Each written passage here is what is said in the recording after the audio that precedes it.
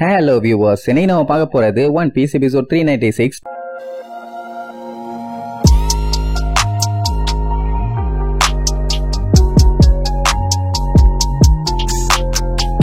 Open பண்ணா போன பாட்டுல செம்ம டான்சர், சூப்பரான டான்சர்னு சொல்லி பாஷியான்னு ஒருத்திய ஏலத்துல இறக்குனாங்கல்ல. அவளோட ஸ்டார்டிங் பிட் ரேட்டே 8 லட்சம் பெரிஸ். ஆனா அவளை வாங்கினது 7.2 மில்லியன் பெரிஸ்க்கு. வித்து முடிச்சாச்சு. அந்த டைம் தான் கரெக்டா அந்த சார்லஸ் அங்க வருவான். அதான் ஒருத்தனை முட்டி போட வச்சு மேல ஏறி உட்காந்து வந்தானே. எனக்கு தெரிஞ்சு இவன் ஜோரோ கையிலேயே கண்டமா இருக்க வேண்டியது. ஜஸ்ட் மிஸ்ல தப்புச்சிட்டான். ஒரு வழியா ஏலத்துக்கு வந்து சேர்ந்தாச்சு. அங்க இன்னும் ஆக்ஷன் முடியலன்னு தெரிஞ்சவனதான் அவனுக்கே நிம்மதியா இருக்காமா. எல்லாம் அங்க காட்டு கத்திட்டு இருப்பாங்க. அடுத்து யார் வரான்னு 15வது ஐட்டம் வருதுங்கிற மாதிரி அனௌன்ஸ் பண்ணிருப்பாங்களா அப்படின்னா இந்த ஏலம் முடிய போகுதுன்னு அர்த்தம். இது தெரிஞ்ச உடனே காண்டாயி கூட்டிட்டு வந்தானே ஒருத்தன். அவனை போட்டு மிதின்னு மிதிச்சு தள்ளுவான். உன்னாலதான்டா ஏலத்துக்கு ரொம்ப லேட் ஆயிருச்சு, சொங்கி பையலேன்னு கேப் விடாம மிதின்னு மிதிச்சு அவனால முடியாம பொத்துன்னு மயக்கம் போட்டு விழுந்துருவான். பட் இருந்தாலும் அவன் விட மாட்டான். மூஞ்சல காலை வச்சு நல்லா மிதிப்பான். இவனையும் வித்துருங்க, இந்த மாதிரி ஒருத்தன் எனக்கு தேவையில்லைன்னு வேற செம்ம காலில் சொல்லுவான். இப்படி இவன் ஆராத்து பண்ணிட்டு இருக்கத நம்ம ஆளுக பாத்துருவானுங்க. செலஸ்டியல் டிராகன் இன்னொருத்தன் வந்துட்டான். இவனுல எதிர்த்தாலே நேவி அட்மிரல்ஸ் அடிச்சு புடிச்சு வந்துருவானுங்க. அதனால கொஞ்சம் பார்த்துதான் இருக்கணுங்கிற மாதிரி சஞ்சி சொல்லுவான். இந்த டைம் இந்த கொலாடி மட்டையன் சார்லஸ் எதுக்கு வந்திருக்கானா, ஒரு மெர்மைடு கிடைச்சானா வாங்கிட்டு போலான்னு. கூட இருக்க அப்ரண்டிஸ் தலைவா, மெர்மைடு எல்லாம் கிடைக்கிறது ரொம்ப கஷ்டம். ஏன்னா அதுல பிடிக்க முடியாது. இந்த உலகத்திலேயே ஃபாஸ்டஸ்ட் ஸ்விம்மர்ஸ் அவங்க தான். அந்த மாதிரி ஒண்ணு இந்த மாதிரி ஆக்ஷன்ல கிடைக்கிறதெல்லாம் ரொம்ப அரிதுங்கிற மாதிரி சொல்லிட்டு இருப்பான். அந்த டைம் ஆக்ஷன் நடத்த ஒரு ஆள் வந்து கால்ல விழுந்து, தலைவரே சார்லஸே, தெய்வமே, மண்ணின் மைந்தரே அப்படி இப்படின்னு பயங்கரமா வெல்கம் பண்ணி வாங்க உங்க சீட் இங்க இருக்குன்னு சொல்லி கூட்டு போவான். எல்லா பைரட்ஸுமே நோட் பண்ணிட்டே தான் இருப்பானுங்க வந்துட்டானான்னு. ஆனா யாருமே ஒரு இம்மி அளவுக்கு கூட சத்தம் போட மாட்டானுங்க. அவன் அப்படியே சென்டர்ல இருக்க படிக்கட்டுல ராஜா நட போட்டு வந்துட்டு இருப்பான். அவனை பார்த்த உடனே அங்க இருக்க பொண்ணுங்க எல்லாமே மூஞ்ச மறைச்சுக்கிட்டு அவங்க ஹஸ்பண்ட் முன்னாடி போய் ஒளிஞ்சுக்குவாங்க. ஏன்னா இவன் கூப்பிட்டு போயிருவானோன்னு ஒரு பீதி. இவன் வரத பார்த்தோன்னா அல்றியா அச்சி சல்றியா அண்ணன் ஒரு வழியா வந்து சேர்ந்துட்டான், என் வீட்டு நேரம்னு காரிட்டு துப்புவா. அவன் ஒரு வழியா அசைஞ்சு வந்து ஜம்முன்னு உட்கார்ந்தாச்சு. சரி ரைட், ஏலத்தை ஸ்டார்ட் பண்ணலான்னு சொல்லிட்டு ஆளை கூப்பிட்டு வந்த உடனே மறுபடியும் சத்தம் வேற லெவல்ல இருக்கும். என்ன, அவனை கொஞ்சம் கஷ்டப்பட்டு தான் இழுத்துட்டு வருவாங்க. இவனோட நம்பர் 16. இவன் ஒரு பைரட் ஷிப்போட கேப்டன். இவன் கண்ணுல பாத்தீங்கன்னா வெறி இருக்கும், உடம்புல சொறி இருக்காதுன்னு சொல்லி இவனுக்கு ஏலத்தோட ஸ்டார்டிங் தொகையே 17 மில்லியன் பெரிஸ் வைப்பான். இவனோட பேரு லக்குபா.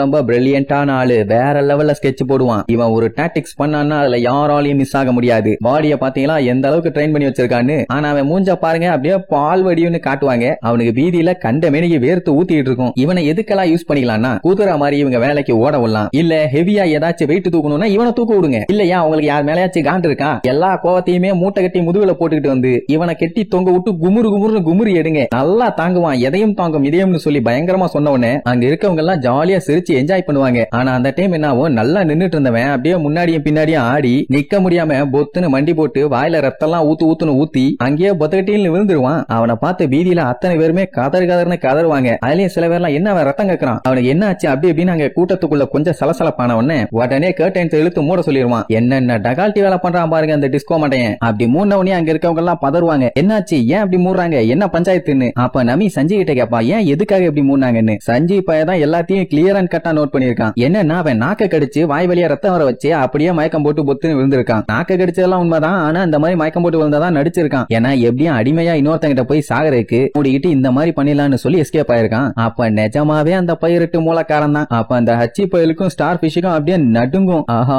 என்னென்னமோ பண்றானுங்களே, நம்ம கேமிக்கும் இந்த நிலைமை தானா, அவளை காப்பாத்த முடியாதான்னு சொல்லி அவளை நினைச்சு ரொம்ப ஃபீல் பண்ணுவாங்க. ஒரு பைரட் கேப்டனே இவ்வளவு பயப்படுறான்னா கண்டிப்பா கேமி எவ்வளவு பயந்துருப்பான். நமிக்கு இப்ப கையில காசு இருக்கிறதுனால எப்படியாச்சும் அவளை காப்பாத்தலாம், கொஞ்சம் வெயிட் பண்ணு, த்ரில்லர் பார்க்ல ஆட்டை போட்ட ட்ரெஷர் எல்லாம் எங்க கிட்ட தான் இருக்குது, அதை வச்சு எப்படியாச்சும் நீ காப்பாத்திடுறேன்னு சொல்லிட்டு இருப்பா. ஸ்டார் பிஷ் எல்லாம் கையெடுத்து கும்பிட்டு ரொம்ப தேங்க்ஸ் அம்மா, இன்னும் அவங்க கொண்டு வந்த அவ்வளவு பணத்தை இப்ப பழகின இவங்களுக்காண்டி கொடுத்து காப்பாத்துறாங்கன்னா அது என்ன சின்ன விஷயமா. அதே நேரம் அந்த பைரட்டை காட்டுறாங்க. அவன் நாக கடிச்சிட்டு ரத்த வர அப்படியே துடிச்சிட்டு கிடப்பானா. வந்து செக் பண்ணி பார்த்தாலே நல்லா தெரியுது, இனிமேட்டு இவனை காமிச்சு பணத்தை பார்க்க முடியாதுன்னு. இந்த முட்டாப்பால தூக்கிட்டு போங்க, என்ன பண்ணி தொலைறது, நமக்குன்னே வந்து சேர்றானுங்கன்னு. அந்த டைம் அவன் ஆளு ஒருத்தன் அடிச்சு புடிச்சு வந்து டாக்டர் வந்துட்டு இருக்காங்க, சீக்கிரமா இவனை சரி பண்ணிடலாங்கிற மாதிரி சொல்லுவான். பட் இப்ப அவனுக்கும் காசு கொடுக்கணும்ல. இந்த டிஸ்கோ இருக்கானே சரியான கஞ்ச பைய, எவ்வளவுதான் காசு கிடைச்சாலும் கஞ்சத்தனத்துல ஊறி போய் கிடப்பான். சரி ரைட், இனி இவனுக்கு அடுத்தது யாரு வரதா இருந்துச்சு, நம்ம கேமி தான். அவளை ரெடி பண்ணிட்டீங்களான்னு விசாரிப்பான். பார்த்தா அவளை ஒரு கண்ணாடி பவுல்ல தண்ணிய ஊத்தி அடைச்சு வச்சிருப்பானுங்க. இவளை எப்ப வேணாலும் காமிக்கலாமாமா. சரி, இப்ப இந்த பைரட்டால ஒரு பதட்டம் கிரியேட் ஆயிருச்சு. அடுத்து இந்த கடல் கண்ணியை கொண்டு போய் இறக்கினாலே போதும் அப்படியே ஆக்ஷனே தெரிக்கும். சோ அவளை இறக்குங்கடா வெளியிலாம்பானா அங்க கேமிக்கு அள்ளு விடும். ஐயோ நம்மளையே விற்க போறானுங்களேன்னு. சோ ரொம்ப ஃபீல் பண்ணுவா. ஹட்சன் எல்லாரும் எங்க போனீங்க, என்னை எப்படியாச்சும் வந்து காப்பாத்துங்கன்னு. அப்படியே கட் பண்ணி ஜோரோவை காட்டுறாங்க. நம்மால அவனோட ரவுச மறுபடியும் ஆரம்பிச்சிட்டான். எப்படி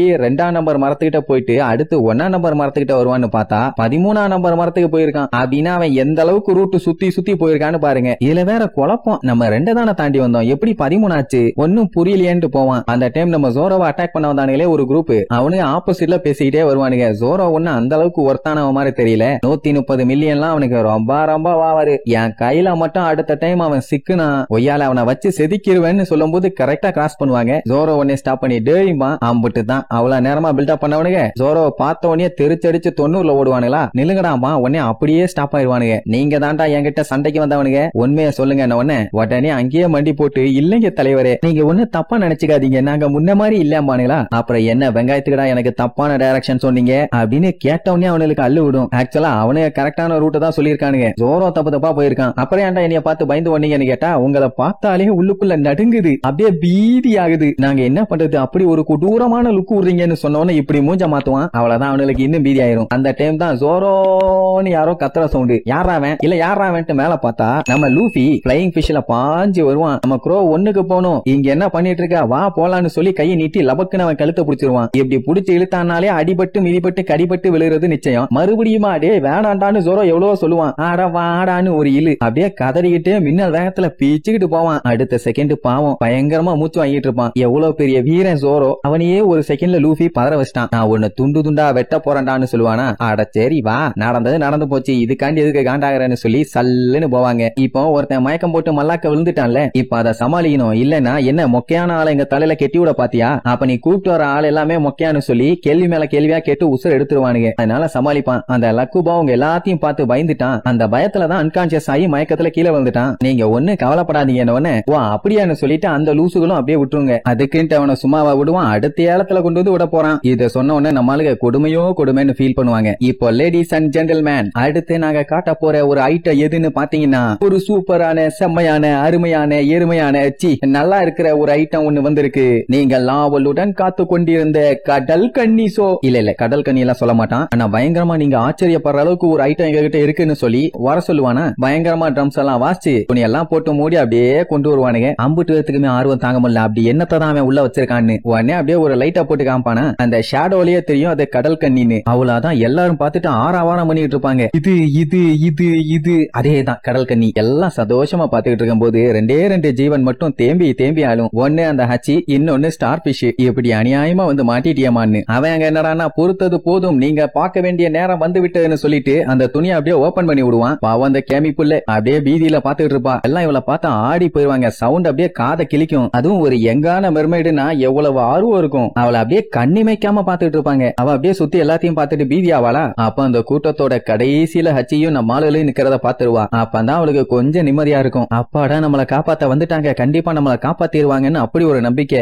கேமின்னு சொல்லி கதறிட்டு அவளை எப்படியாச்சும் காப்பாத்து இல்லன்னா வித்துருவாங்கன்னு சொல்லுவான். ஒன்னும் பயப்படாத, நம்ம கிட்ட 200 மில்லியன் இருக்கு, எவனும் நம்ம கிட்டக்க கூட நெருங்க முடியாதுன்னு பயங்கரமா பில்டப் பண்ணிட்டு இருப்பா. இங்க அந்த சார்லோஸுக்கு சந்தோஷம் தாங்க முடியல. நிஜமாவே கடல் கண்ணிய விக்கிறாங்களா, வாவ் சூப்பர்னு சொல்லி ஆர்வமா காத்துக்கிட்டு இருப்பான். இங்கதான் ஒரு பெரிய மாசான சம்பவமே நடக்கும். அவங்க எல்லாத்துக்கும் இந்த மெர்மேட பார்த்த உடனே ஆர்வமா இருக்குன்னு எனக்கு நல்லாவே தெரியுது. சரி ஓகே, உங்க ஆர்வத்துக்கு எதுக்கு கேட்டு போட்டு தேவையில்லாம செக்யூரிட்டி போடணும், நம்ம ஆரம்பிச்சிட வேண்டியதான். இந்த மெர்மேடோட ஆரம்ப கட்ட விலை எவ்வளவு ஸ்டார்ட் பண்ணலாம், எவ்வளவு ஸ்டார்ட் பண்ணலாம், எவ்வளவு ஸ்டார்ட் பண்ணலாமா. அங்க இருக்க அத்தனை பேருமே அவளை வாங்குறதுக்கு ரெடியா இருப்பாங்க. நம்ம எல்லாம் நம்ம இன்னைக்கு எப்படியாச்சும் வின் பண்ணி கேமிய காப்பாத்தியே தீரணும். நம்ம காலத்துல இறங்கிட்டோம்னா வின் பண்ணாம ரிட்டர்ன் வரக்கூடாதுன்னு வேற பில்டப் பண்ணிட்டு இருப்பான். அப்பதான் அவன் போடுவான் பாக்கணும் ஒரு குண்டு. என்னன்னா இந்த மெர்மேடோட ஆரம்ப விலை 500 மில்லியன். முடிஞ்சு போச்சு. அந்த மொத்த அரங்கமுமே அப்படியே சைலண்ட் ஆயிரும். மொத்த அரங்கத்தை விடுங்க, அவனுங்க எல்லாம் எக்கேடோ கெட்டு போறானுங்க. நம்மளுக்கு அவனுக்கு சம்மதம் இல்ல. நமியோட நிலைமையை யோசிச்சு பாருங்க. சத்தமே இல்லாம எல்லாரும் அமைதியான உடனே இங்க அந்த டிஸ்கோ மண்டேனுக்கு பீதி ஆயிரும். ஐயோ அவசரப்பட்டு விலையை ரொம்ப அதிகமா சொல்லிட்டோமோ, யாருமே விலைக்கு கேட்க மாட்டேங்கிறானுங்களேன்னு பீதி ஆவான். சரி அப்ப கூட ஒரு ஹோப் இருக்கு, 200 மில்லியனை கொடுத்து வாங்கிடலான்னு. ஆனா அந்த செகண்ட் 500 மில்லியனுக்கு நான் வாங்கிக்கிறேன்னு அந்த சார்லோஸ் வந்து நிப்பான். அவ்வளவுதான் நமிக்கு அப்படியே தூக்கி வாரி போட்டுரும். கையில இருந்த ட்ரெஷர் எல்லாம் கொடுத்து கூட அவளை காப்பாத்தலான்னு முடிவு பண்ணா. எப்பனாலும் 5 பெரிஸ் எடுக்கிறதுக்கே நக்கி நக்கி தான் கொடுப்பா. இப்ப 200 மில்லியன் பெரிஸ கொடுக்க தயாரானா கூட அவளால கேமிய ரிட்டர்ன் வாங்க முடியல. இவளை இப்ப அந்த தடித்தாண்டவரா என் சார்லோஸ் வாங்கிட்டான். யோசிச்சு பாருங்க, இவெல்லாம் அவன் கைக்கு போனா என்ன ஆவா. நம்ம மொத்த க்ரூ மெம்பர்ஸுமே அப்படியே பேடிச்ச மாதிரி நிப்பாங்க. ஏன்னா அவனுக்கு கூட சண்டை போட்டு ஜெயிச்சு கேமியை காப்பாத்த முடியாதுன்னு தெரிஞ்சு போச்சு. அதனாலதான் கையில இருக்க காசை கொடுத்தே அவளை வாங்கிடலாம், அதுக்கப்புறம் எந்த பஞ்சாயத்தும் இல்ல ஸ்மூத்தா முடிஞ்சிரும்னு பார்த்தாங்க. இப்ப அதுக்கே பெரிய வேட்டா வச்சிட்டாங்களே. 500 மில்லியன் அங்க இருக்க பெரிய பெரிய ராஜாக்களே நம்மளால எல்லாம் போட்டி போட முடியாதுப்பா, வேண்டவே வேண்டான்னு சொல்லிட்டு இருப்பானுங்க. இங்க நமியால தாங்க முடியல. எப்படா இப்படி ஒரு சம்பவம் நடந்துச்சு, நம்மளால அந்த அமௌண்ட்டுக்கு பக்கத்துல கூட போக முடியாதே, ஏத்தலாண்டா அதுக்குன்னு இப்படி ஒரேடியா வாடா குப்புனி ஏத்துவே, நாசமா போன நண்டு மண்டக்காரான்னு பச்சை பச்சை அங்க திட்டிட்டு இருப்பான். இங்க அந்த சார்லோஸ் அவங்க அப்பம் பிடிச்சு திட்டிட்டு இருப்பான். ஏன்டா அப்படி தேவையில்லாம மணியை வேஸ்ட் பண்ணிட்டு இருக்க, எப்படியும் நீ அக்வாரியத்துலதான் இவளை கொண்டு போய் போட போற, அதுல பிரானாஸ் எல்லாம் இருக்குது, இவளை கடிச்சு குதறி தின்றுவோமா. ஆக்சுவலா அவன் அதுக்காக தான் கொண்டு வந்து போட போறானாமா. ஏன்னா இந்த உலகத்திலேயே ஃபாஸ்டா ஸ்விம் பண்றது இந்த கடல் கண்ணியை தான். இந்த கடல் கண்ணியை அவனோட பிரானாஸ் கூட தூக்கி போட்டுருவானாமா. எவ்வளவு ஃபாஸ்டா அவ எஸ்கேப் ஆறான்னு தெரியணும்ல, அது ரொம்ப ஃபன்னா இருக்கும்னு வேற சொல்லுவான். இதுல என்ன ஒரு கொடுமைன்னா, இவ்வளவு நேரம் வெளியில அவங்க எல்லாம் என்ன பேசிட்டு இருக்காங்க என்ன பண்ணிட்டு இருக்காங்கன்னு கேமிக்கு ஒரு வார்த்தை கூட கேட்கல. ஆனா ஒரே ஒரு நம்பிக்கை மட்டும் இருக்கு, எப்படியும் அவங்க ஆளுங்க வந்து அவளை காப்பாத்திடுவாங்கன்னு. அதனால ஹச்சின் இனிய காப்பாத்துன்னு கண்ணாடியை போட்டு குத்திட்டு கிடப்பாளா. அங்க ஸ்டார் பிஷ் கதறி கதறி அழும். ஏன்னா இப்ப கேமிய ஏலத்துல ஜெயிச்சது யாரு, அந்த செலஸ்டியல் டிராகன். அவனை எதிர்த்து சண்டை போட்டு கேமிய ரிட்டர்ன் கொண்டு வர முடியுமா? அவனை எதிர்த்தா போதும் மொத்த கவர்மெண்ட்டும் அங்க வந்து நிக்கும். இனிமேட்டெல்லாம் கேமிய காப்பாத்தவே முடியாதுன்னு சொல்லி பயங்கரமா காண்டாவாங்க. பாவம் அவளை வித்துட்டாங்கன்னு கூட தெரியாம என்னைய காப்பாத்துங்கன்னு சொல்லி அந்த தண்ணிக்குள்ள கிடந்து கதறி கதறி அழுகிறதோட அந்த ஏலம் விட்டுட்டு இருக்க இடத்த தான் காட்டுறாங்க. அம்புட்டு பேருமே மூஞ்சில பேய் அடிச்ச மாதிரியே உட்கார்ந்துகிட்டு இருக்கானுங்க. ஏன்னா அவன் கோட் பண்ணது ஒரே அமௌண்ட் 500 மில்லியன். அந்த அமௌண்ட் எல்லாம் இங்க இருக்க எவனாலையும் தர முடியாது. ஆனா அந்த செலஸ்டியல் டிராகனால முடியும். அதனாலதான் உடனே வாங்கிட்டான். திருப்பி அவன் கேட்டுட்டே இருப்பான், வேற யாராச்சும் ஏத்தி கேக்குறீங்களா, யாருக்காச்சும் இந்த மெர்மைடு வேணுமா, யாராச்சும் இன்னும் பிட்டிங் பண்றீங்களா, வேணுமான்னு கேட்டுட்டே இருப்பான். ஆனா 500 மில்லியனுக்கு அதிகமா யாரும் கேட்கறதுக்கு தயாரா இல்ல. மத்தவங்க கேட்காட்டி பரவாயில்ல, ஏன்னா அவங்க கிட்ட காசு இல்ல, அண்ட் வாங்காட்டியும் அவங்களுக்கு ஒன்னும் பஞ்சாயத்து இல்ல. ஆனா நம்ம ஆளுங்க எப்படியாச்சும் அவளை காப்பாத்தி ஆகணுமே, சாப்பாடுலாம் கேமிய காப்பாத்த ஏதாச்சும் வழி இருக்கான்னு நம்ம செஞ்சுகிட்டே நம்பிக்கிட்டே மாத்தி கேட்டு பாப்பான். அவங்க பல்ல கடிச்சுக்கிட்டு என்ன பண்றதுன்னு தெரியாம கொல்ல கால நின்னுட்டு இருப்பாங்க. ஏன்னா இவங்களோட ஃப்ரெண்டை இப்ப கடத்தி கண்ணு முன்னாடியே விக்கிறானுங்க. எதுவும் பண்ணலன்னா அவ்வளவுதான், சோலி முடிஞ்சு. சஞ்சய் எல்லாம் இந்த மாதிரி ஒரு விஷயம் நடக்கும்னு கொஞ்சம் கூட எதிர்பார்க்கவே இல்ல. என்ன பண்றது, நம்ம ஆளுங்க எந்த இடத்துக்கு போனாலும் அங்க இருக்க இடத்தோட மெயின் ஆளுங்க கூட டைரக்டாவோ இல்ல இன்டைரக்டாவோ ஏதாச்சும் ஒரு பஞ்சாயத்துன்னு போய் நின்னுறாங்க. இப்போதைக்கு இந்த பஞ்சாயத்தை சால்வ் பண்ணணும்னா இவங்களுக்கு தேவை நிறைய பணம். ஆனா அவ்வளவு பணம் இப்ப இவங்க கையில இல்ல. சொல்ல போனா நிலைமை ரொம்ப மோசமா வேற போயிட்டு இருக்குதுன்னு சொல்லுவான். அங்க அவன் வேற வெறுப்பேத்தி விட்டுட்டு இருப்பான். என்னப்பா இதுக்கு மேல யாரும் ஏத்தி கேட்க போறது இல்லையா, அவ்வளவுதானா, நான் முடிச்சுக்கலாமா அப்படி இப்படிமா. ஹச்சி என்ன சொல்லுவான், சம சண்டை போட்டு அவளை தூக்கி ஓஷன்ல போட்டுருவோம், அதுக்கப்புறம் வேணா அவ எஸ்கேப் ஆகிக்கிட்டோங்கிற மாதிரி சொல்லுவான். ஆனா அங்கேயும் தான் பஞ்சாயத்து இருக்குது. ஏன்னா அவ கழுத்துல அந்த அடிமைக்கு போற காலரை போட்டு விட்டாங்க. அவ ஏதாச்சும் பிரச்சனை பண்றா சொன்னதெல்லாம் கேட்க மாட்டேங்கிறா, இல்ல இந்த இடத்தை விட்டு தப்பிச்சு போக ட்ரை பண்றான்னு ஏதாச்சும் அவங்களுக்கு தெரிஞ்சதுன்னா உடனே அந்த காலரை வெடிக்க வச்சிருவானுங்க. அதனால அவளை காப்பாத்துறதுக்கு முன்னாடி அவ காலரை எப்படியாச்சும் ஓபன் பண்ற கீயை கண்டுபிடிக்கணும். அவளை காப்பாத்துறதுக்கே இவங்க படாத பாடுபடணும். இதுல அவ கீயை எங்கத்த போய் தேர்றது, எல்லாம் கொல்ல காண்டுல பல்ல கடிச்சு நின்னுட்டு இருப்பானுங்க. அதுவும் நம்மளுகளோட மூஞ்ச பாக்கணுமே, என்னாகுமோ ஏதாகுமோன்னு சொல்லி அப்படியே பீதியில முக்கிட்டு இருப்பாங்களா. ஸ்டார் பிஷ் எல்லாம் கதறி அழுவான். நீங்க இந்த டிஸ்கோ மாட்டையா அவ்வளவுதானா, வேற யாரும் கேட்கலையா, சரி டைம் முடிஞ்சதுமா. உடனே அந்த சப்பாவாய சார்லோஸுக்கு செம ஹாப்பி. இங்க இந்த கிட்ஸ் பைரட்ஸுக்கு போர் அடிச்சு போச்சு, என்ன ஏல விடுறானுங்க, இங்க எதுவும் தேராது, வாங்க போலான்னு சொல்லி எல்லாத்தையும் கூட்டு போவானா. அங்க அவன் அனௌன்ஸ் பண்ணிடுவான், இந்த அருமையான அற்புதமான சூப்பரான மெர்மைட நம்மளோட வேர்ல்டு நோபல் செயின்ட் சார்லஸ் கேட்ட 500 மில்லியனுக்காக நாங்க இதை தர்றோம்னு சொல்லுவான். நம்மளுக்கு அத்தனை பேருமே செம்மையா பீதி ஆவாங்க. அந்த டைம் தான் கரெக்டா இங்க இவனுங்க பிச்சுட்டு வருவானுங்க. அவனுங்க வர்ற சவுண்ட கேட்டோடனே அந்த கிட்ஸ் பைரட் ஷாக்கா பாப்பானுங்க, என்ன சத்தம் இதுன்னு. இங்க இவன் கரெக்டா பிட்டிங் முடிஞ்சதுன்னு சொல்லி சுத்தியில வச்சு ஓங்கி ஒரு அடி அடிப்பான். அந்த டைம் நம்மளுக்கு கதவா ஒட்டச்சுக்கிட்டு உள்ள வந்து விழுவானுங்க. அப்படி நம்மளுக்கு வந்து விழுந்ததுலயே அங்க ஆடிட்டோரியத்துல இருந்த முக்காவாசி பேர் அப்படியே பிளைங்ல போவாங்க. ஐயோ என்னாச்சுன்னு எல்லாத்துக்கும் ஒரே பதட்டம். ஆனா நம்ம லூஃபி பைய வந்து நின்னுட்டு அந்த பிளைங் பிஷ ஓட்டினவனை பிடிச்சி வண்டியா திட்டுவான். என்னடா உனக்கு பஞ்சாயத்து, வீணா போனவனே, வா வண்டினா இஷ்டத்துக்கு ஓட்டுவியா, கொஞ்சம் பொறுமையா வந்து லேண்ட் பண்ண மாட்டியான்னு கேட்பான். நீ தாண்டா வேகமா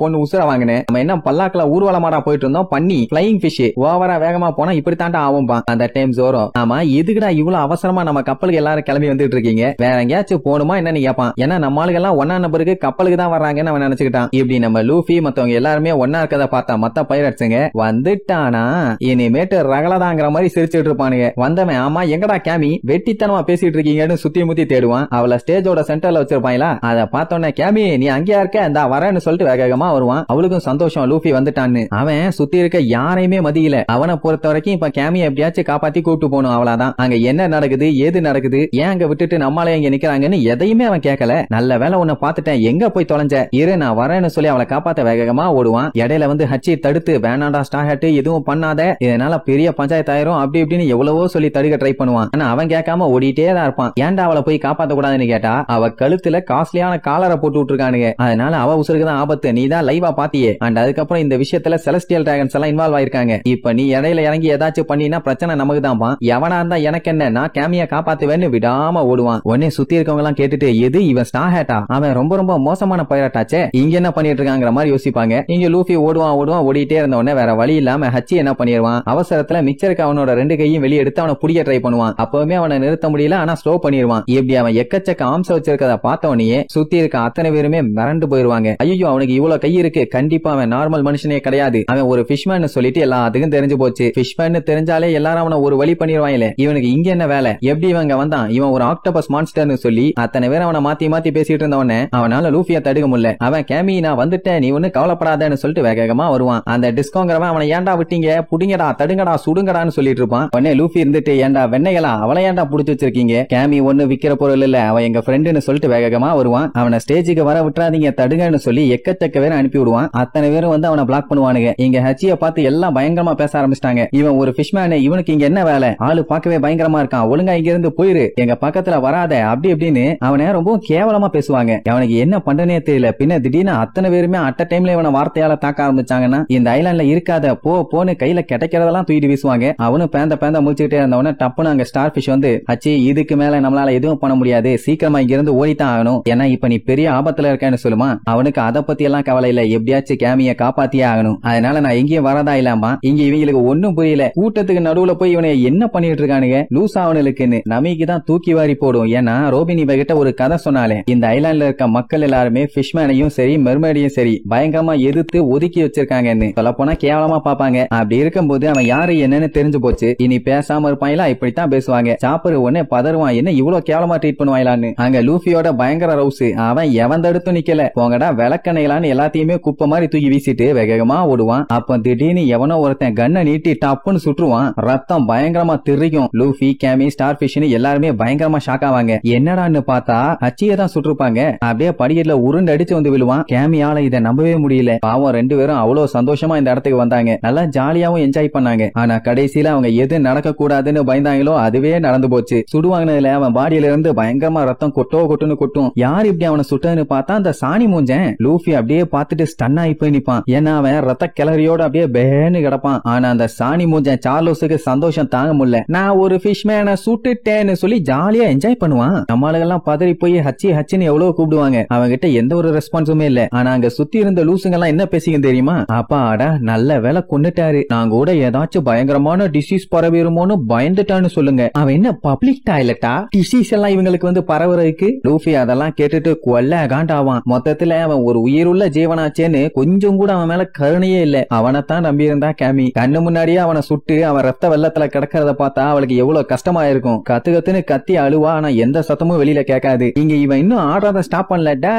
டாடி இங்க பாருங்க, நான் ஒரு ஃபிஷ்மேனை சுட்டுட்டேன், புடிச்சிட்டேன், எப்படி சூப்பரா, இந்த ஆக்டோபஸ் ஃப்ரீ ஃப்ரீ ஃப்ரீ, இந்த அடிமை நமக்கு ஃப்ரீ, நான் தான் இத சுட்டேன், நான் தான் இத புடிச்சேன்னு கேப் விடாம பேசிக்கிட்டே ஆடிக்கிட்டே தான் இருப்பான். லூஃபி அப்படியே உச்சக்கட்ட கொலவெறியில அவனை நோக்கி போயிட்டு இருப்பான். மகனே இன்னையோட நீ செத்தடான்னு, ஏன்னா கண்ணுல அவ்வளவு வெறி. அப்படி போனவன் ஹச்சிய தாண்டும் போது அவன் டப்புன்னு அவனை புடிச்சுக்குவான். வேணா லூஃபி எதுவும் பண்ணாத, விட்டு கோவப்படாத, அவன் என்னதான ஷூட் பண்ணான், நீ எதிரையும் போய் மாட்டிக்காதுன்னு சொல்லி அவன் சாக போற நிலைமையில கூட லூஃபிய காப்பாத்துறதுலதான் குறியா இருப்பான். பாவம் அவனால முடியல. இந்த ஐலாண்டுக்குள்ள வரும்போதே உங்ககிட்ட சத்தியம் வாங்கினால செலஸ்டியல் டிராகனை எதிர்த்து எதுவும் பண்ண கூடாதுன்னு. அவன் யார சுட்டாலும் சரி நீ அதெல்லாம் கண்டுக்கவே கூடாது அப்படின்ட்டு வெறியோட கத்துவான். ஏன்னா அவனுக்கு எப்படியாச்சும் ஸ்டார் ஹேட் குரூவுக்கு எந்த ஒரு பஞ்சாயத்தும் இல்லாம அவங்க இங்க இருந்து போகணும், அவ்வளவுதான். இப்ப என்ன நீ அவன் சுட்டுட்டான் அவ்வளவுதானே. என்ன இருந்தாலும் நானும் பைரட்டா இருந்தவன் தானே, நான் பண்ண கெட்டதுக்கு எல்லாத்துக்குமே இதுதான் எனக்கு தண்டனை. நான் என்ன அவ்வளவு பெரிய உத்தமனா, அண்ட் என்னைய மன்னிச்சிருங்க, இந்த மாதிரி எல்லாம் ஆகும்னு நான் கொஞ்சம் கூட எதிர்பார்க்கவே இல்லை அப்படின்னு ஃபீலிங்கோட சொல்லுவான். அவன் என்ன ஆசைப்பட்டான்னா நமிக்கு அர்லாங்க கூட சேர்ந்து ஏகப்பட்ட கொடுமையான வேலையை அவன் பண்ணிட்டான். அதுக்கு பிராய்ச்சித்தமா ஏதாச்சும் பண்ணணும்னு ஆசைப்பட்டுதான் ஏதோ அவனால முடிஞ்சதா பண்ணானாமா. அதனாலதான் இவங்க எல்லாத்துக்குமே ஹெல்ப்ஃபுல்லா இருக்கணும்னு ஆசைப்பட்டான். அப்படின்னா என்னதான் செஞ்சாலும் சரி என் நிலைமை என்னைக்குமே இதான்னு எனக்கு நல்லாவே தெரியும், ஏன்னா நான் இந்த மாதிரி சாகப்பட வேண்டியவன் தான் அப்படி இப்படின்னு சொல்லி ரொம்ப ஃபீல் பண்ணுவானா. நமிக்கே அவன் பேசுறதெல்லாம் கேட்கும் போது ரொம்ப கஷ்டமாயிரும். உங்களுக்கு நான் இது வரைக்கும் பண்ணது எல்லாமே தொல்லை மட்டும்தான், என்னைய மன்னிச்சிருங்க, என்னாலதான் உங்களுக்கு எல்லா பிரச்சனையும் சொல்லி ரொம்ப ஃபீல் பண்ணி அழ ஆரம்பிச்சிருவான். அப்ப நம்ம லூஃபிக்குள்ள இருக்க வெறிய சொல்லி தீக்க முடியாது, அவ்வளவு வெறியில இருக்கான். அந்த டைம் அந்த மூக்கொலிக்கு பார்த்துட்டு அதான் அந்த சார்லோஸ், ஏண்டா நான் சுட்டதுக்கு அப்புறமாடா இன்னும் நீ அங்க பிளா பிளா பிளா பிளான்னு கத்திட்டு இருக்க, அப்ப நான் சுட்டதுக்கு என்னடா மரியாதை, நான் சென்ஸ்னு சொல்லி மறுபடியும் சுட போவான். லூஃபி அப்ப சட்டக்குன்னு திரும்பி ஒரு லுக் விடுவானா. அதை பார்த்து அவன் காண்டாயிருவான். காட்டுவான். டேய் என்னடா லுக்கு இது, இல்ல என்ன லுக்கு, யார பாக்குறேன்னு தெரியுமான்னு கொலவெறியோட கேட்பான். அப்ப லூஃபியோட மூஞ்ச காட்டுவாங்க. அப்படி ஒரு கொடூரமான லுக்கு. அப்புறம் என்ன மெதுவா எந்திரிச்சு நேரா அவங்கிட்ட தான் போவான். அந்த ஸ்டார் பிஷ் பபக்கு எவ்வளவோ கத்தும். லூஃபி வேணாண்டா, அவன் மேல கைய வச்சீங்கன்னா நீங்க பெரிய பிரச்சனையில மாட்டுவீங்க, அது உங்களுக்கு நல்லது இல்ல, ப்ளீஸ் ஸ்டாப் பண்ணுன்னு எவ்வளவோ சொல்லும். ஆனா லூஃபி அத கொஞ்சம் கூட காதுல வாங்கவே மாட்டான். அவன் பாட்டுக்கு வெறியோட படிக்கட்டுல ஏறி அவனை நோக்கி போய்கிட்டே இருப்பான். அவன் லூஃபி கிட்ட போய் கண்ணை நீட்டி, டேய் கையில என்ன இருக்குன்னு பாத்தில, ஒரு அமுக்கு அவ்வளவுதான் செத்துருவேன், ஒழுங்கா நெல்லிடாமா. அவனே பெரிய பெரிய பீரங்கிய பார்த்தவன், அவன்கிட்ட போய் இப்படி தம்மா கூண்டு கண்ண காட்டினா சுத்தி இருக்கவனை எல்லாத்துக்கும் தெரிஞ்சு போச்சு, ஏதோ பெரிய சம்பவம் நடக்க போகுது. பைரட்ஸ் எல்லாம் அவனை பார்த்துட்டு எப்ப அவன் ரொம்ப சீரியஸா இருக்கா பாம்பாங்க. அப்படியே நேரா வந்துகிட்டு இருக்கவன டப்புன்னு சுடுவானா. கேஷுவலா அந்த புல்லட்ல எஸ்கேப் ஆயிட்டு அதுக்கப்புறம் பக்கத்துல வந்துட்டு ஓங்கி ஒரே அடி. எங்க அதுவும் மூஞ்சில, சாதாரண குத்து இல்ல, அவன் குத்துனதுல அவன் மூஞ்ச சப்பி போச்சு. அப்படி ஒரு குத்து வெறி கொண்டு அடிச்சிருப்பான். இப்படி ஒரு குத்த அவன் வாழ்க்கையிலேயே எங்கேயும் வாங்கியிருக்க மாட்டான். அப்படியே அங்க இருக்க செவுரு எல்லாத்தையுமே ஒட்டச்சுக்கிட்டு போய் விழுவான். சாவிடாம அவனேங்கிற மாதிரி நம்மால சூப்பரா ஒரு சம்பவத்தை பண்ணிட்டு வெறித்தனமா லுக்கூறதோட இந்த எபிசோடுக்கு எண்டை காடு போட்டு முடிக்கிறாங்க.